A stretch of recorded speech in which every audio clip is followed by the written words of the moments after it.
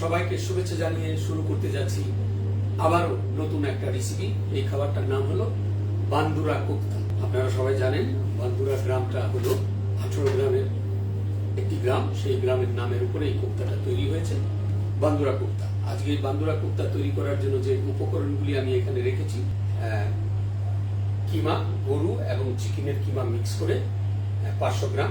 এটা দুটো সাবজেক্ট আছে, প্রথম তো কোপ্তা, পরবর্তীতে কোপ্তার সস। আমি সসের জন্য রেখেছি এখানে 350 গ্রাম পেঁয়াজ কুচি, 250 গ্রাম টমেটো কুচি, এখানে আছে হলুদের গুঁড়ো 2 টিস্পুন, গরম মশলা 2 টিস্পুন, জিরা powder 2 teaspoon fresh, coriander powder অর্থাৎ ধনিয়া powder 2 teaspoon, vegetable salt 2 teaspoon, Kitchen King powder 2 teaspoon, chilli powder 1 teaspoon এবং সাথে রেখেছি ফ্রেশ ধনিয়া পাতা প্রায় 200 গ্রাম, তারপর পুদিনা পাতা 150 গ্রাম, কাঁচা লঙ্কা কুচি যদিও বা লাল হয়ে গেছে, এবং কিমার জন্য এখানে রাখা আছে 150 গ্রাম পেঁয়াজ কুচি। এইগুলি দিয়ে আমি শুরু করতে যাচ্ছি বান্দুরা কোপ্তা। বন্ধুরা সাথেই থাকুন। অতিথি আপ্যায়নে বান্দুরা কোপ্তার কোনো তুলনা হয় না। বন্ধুরা দেখতেই পাচ্ছেন আমি একটা পাত্র নিয়েছি, পাত্রের মধ্যে আমি কিমা মাংসটা ঢেলে দিলাম, সাথে ধনিয়া কুচি, পুদিনা পাতা কুচি, পেঁয়াজ কুচি, লঙ্কা কুচি বাঁচিয়ে রাখলাম, 2টো ডিম, 2 পিস ব্রেড আগে থেকে ভিজিয়ে রেখেছিলাম,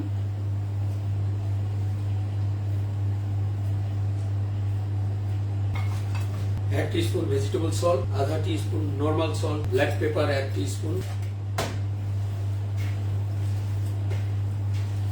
দেখতে পাচ্ছেন মিক্সচারটা অর্থাৎ খামির কিমা মাংসটা পুরোপুরি মিক্স হয়ে গেছে।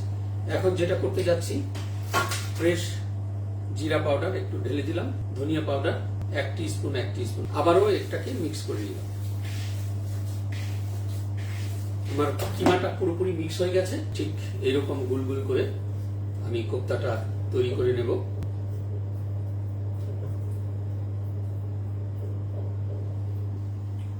বন্ধুরা আমার বান্দুরা কোপ্তা প্রস্তুত হয়ে গেছে। এখন এটাকে আমি ডুবো তেলে ফ্রাই করে নেব, কিছুক্ষণের জন্য এটা পাশে রাখবো। এখন যেটা করতে যাচ্ছি, বান্দুরা কোপ্তার সস আমি তৈরি করব।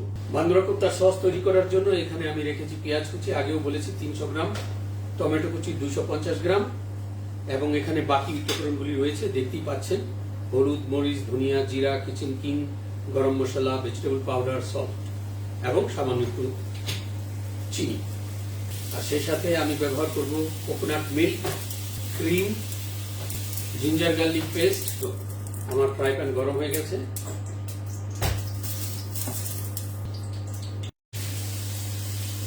বন্ধুরা দেখতেই পাচ্ছেন আমার পেঁয়াজ সাথে হচ্ছে।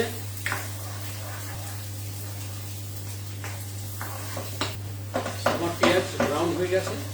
ধীরে ধীরে বাকি উপকরণগুলি আমি ঢেলে দেব। সর্বপ্রথম আমি ঢেলে দিচ্ছি টমেটো, সল্ট, চিলি পাউডার, জিরা পাউডার, ধনিয়া পাউডার, কিচেন কিং পাউডার, হলুদের পাউডার, গরম মশলা পাউডার এবং ভেজিটেবল সল্ট। সর্বশেষ আদা রসুন বাটা, পুরোটাই ঢেলে দিলাম।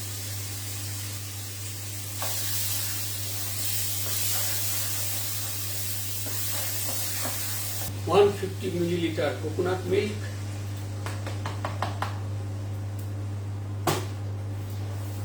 150 মিলিলিটার পানি। এই পানিটা যখন শুকিয়ে যাবে আমার সস পরিবেশনের জন্য প্রস্তুত। সেই পর্যন্ত বন্ধুরা সাথেই থাকুন।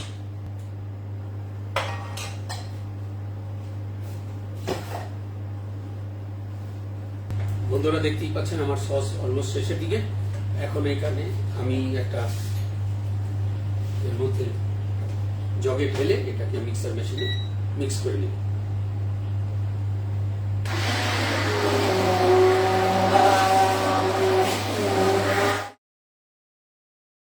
এখন আবারও এটাকে এই পাত্রেই ঢেলে দিলাম। এখন যেটা করতে যাচ্ছি বন্ধুরা, যে কোপ্তা আমি তৈরি করে রেখেছি সেটাকে এখন আমি ফ্রাই করব। কোপ্তাটা আমি তৈরি করে রেখেছিলাম সেটা এখন ধীরে ধীরে আমি এটাকে ফ্রাই করে নিব ডুবো তেলের মধ্যে। আমার তেলও গরম হয়ে গেছে।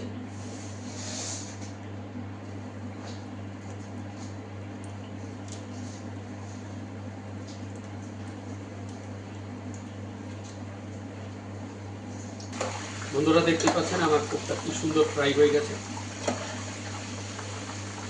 একদম ফাটাফাটি।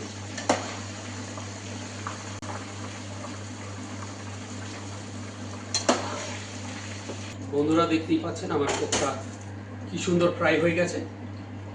এখন আমরা এটাকে সুন্দর করে পরিবেশন করব।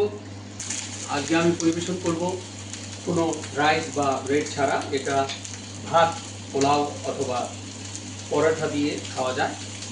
তো তাই আমি আজকে আপনাদের পরিবেশন করে দেখাবো কী করে বান্দুরা কোপ্তা সাধারণত আমরা পরিবেশন করে থাকি। তো বন্ধুরা আমার বান্দুরা কোপ্তা পরিবেশনের জন্য প্রস্তুত হয়ে গেছে। এখন আমি সুন্দর একটা প্লেটের মধ্যে এটাকে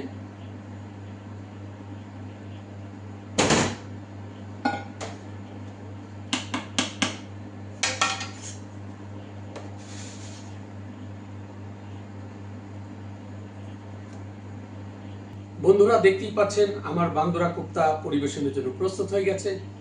যদি রেসিপিটা ভালো লাগে তাহলে লাইক ও শেয়ার করতে ভুলবেন না।